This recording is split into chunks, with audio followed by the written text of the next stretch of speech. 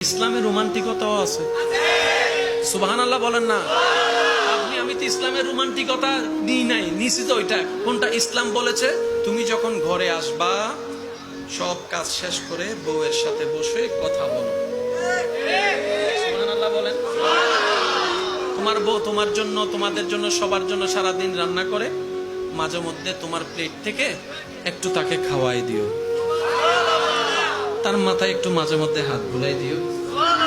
হাজার ব্যস্ততা ছিল, আচ্ছা থাকবে, মাঝে মধ্যে বউকে নিয়ে একটু ঘুরতে যাও।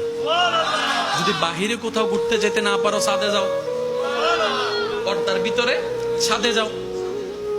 বউ নিয়ে তো রোমান্টিক করতে ভাল লাগে না। বউকে শেষ কবে?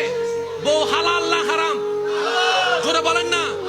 এই বউকে শেষ কবে চোখে চোখ রেখে আই লাভ ইউ বলছেন? নিজেকে প্রশ্ন করেন। এবার বলেন, অন্যের বউকে, অন্যের মেয়েকে, অবৈধ সম্পর্ককে আই লাভ ইউ বলা হোসাইনি না এজিদি? ইমটিজিং করা হোসাইনি না এজিদি? মাইদের নামে বদনাম করা হোসাইনি না এজিদি?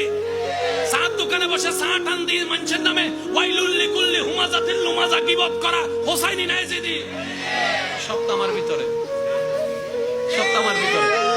এবার আপনি মানেন না মানেন আপনার ব্যাপার, কিন্তু আল্লাহ বিচার করবেন আল্লাহর বিধান অনুযায়ী। আল্লাহ আমাদের সবাইকে একটু বোঝার তৌফিক দান করুন। আল্লাহর প্রিয় বান্দা হয়ে কবরে যাওয়ার তৌফিক দান করুন।